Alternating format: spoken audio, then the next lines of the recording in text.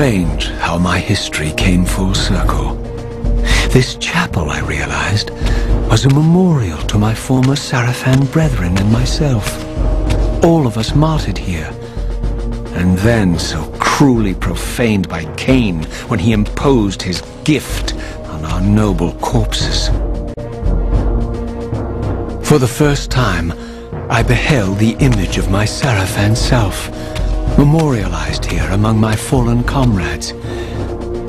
It tortured me to see how noble and pure I had been, and what a vile phantasm I had become, and a profound sense of injury, of loss and betrayal welled up in me, so overwhelming I could barely contain it.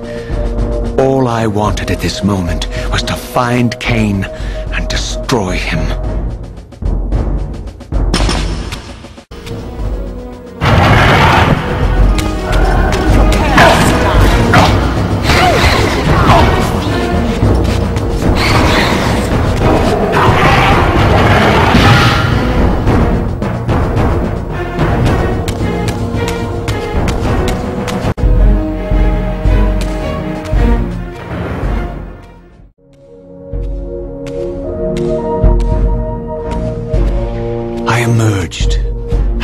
First time beheld Nosgoth in its former glory.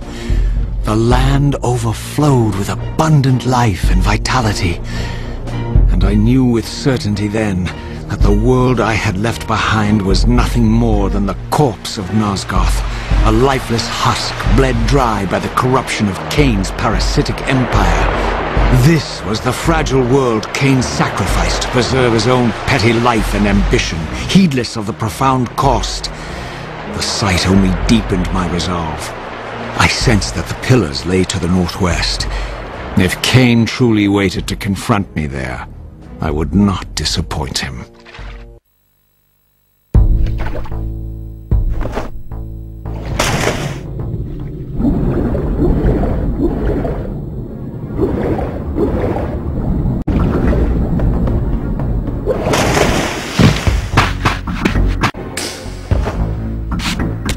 While I had only just escaped the stronghold, I sensed that in time my journey would return me full circle to this place. Infiltrating the fortress, however, would be no small feat. The balcony that had provided my escape was now well beyond my reach, leaving this massive gateway as the only means of entry. The gates were sealed, but like the time-streaming chamber I had seen earlier, their operation was undoubtedly linked to that odd crystal mounted above the entrance.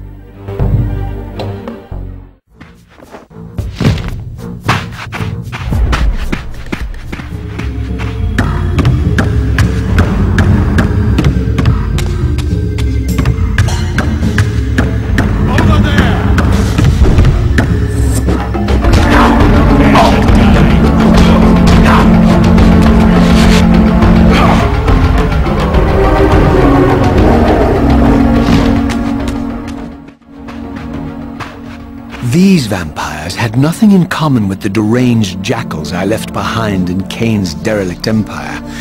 They seemed to retain much of their former humanity. In this era, vampires were clearly not the uncontested predators we had been. These creatures were hunted mercilessly and oppressed. And while I still believed that vampirism was a plague and had to be wiped out, there was nothing noble or righteous in this crusade. This was simply ruthless persecution.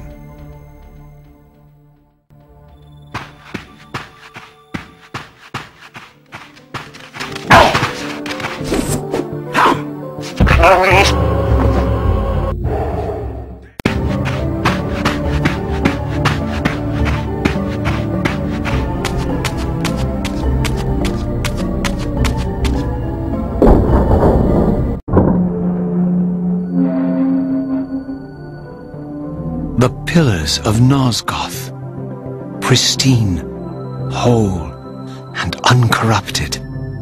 I had never beheld them in this undefiled state, yet something profound and indelible resonated within me at the sight. And there, waiting at the very heart of the pillars, was the canker that was destined to destroy them.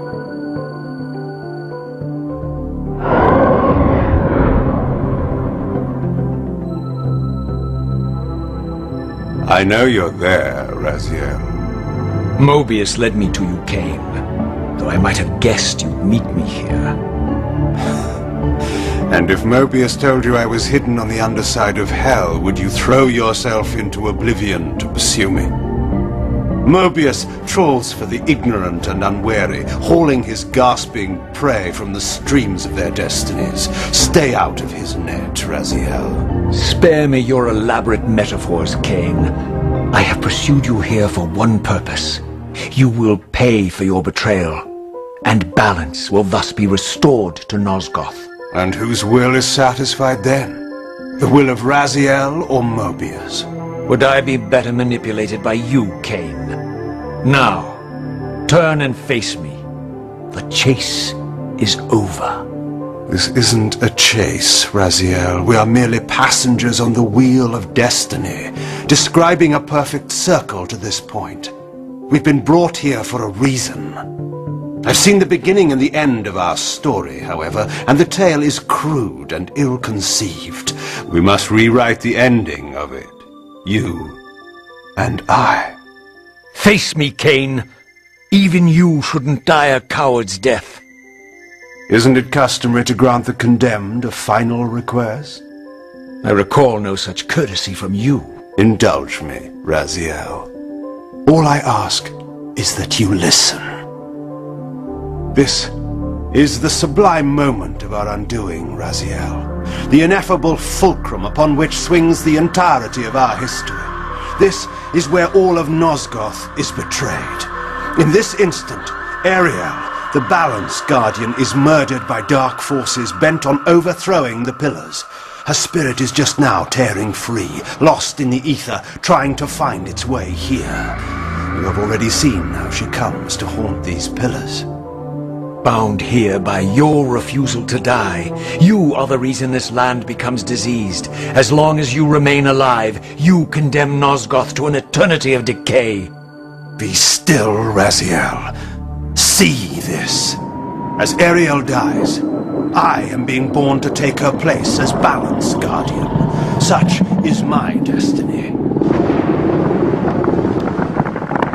My God.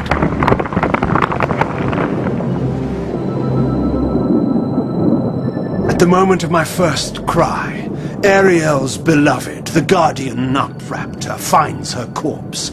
Racked with grief and tormented by suspicions of treachery, Nutraptor plunges into a madness which overflows and infects all of the Guardians who are symbiotically bound, including me. The repercussions of Ariel's assassination were expertly calculated. The entire circle descends into madness, and I am tainted at the moment of my birth, instantly rendered incapable of fulfilling the role destiny has prepared for me. Shall I show you the same mercy you showed the rest of the circle, then? You blithely murdered them to restore their pillars, yet your hand faltered when it came to the final sacrifice. What makes you exempt, Kain? You're merely the last man standing. Why condemn me for simply carrying out what you hadn't the courage to do yourself? Let's drop the moral posturing, shall we? We both know there's no altruism in this pursuit. Your reckless indignation led you here. I counted on it. There's no shame in it, Raziel. Revenge is motivation enough. At least it's honest. Hate me, but do it honestly.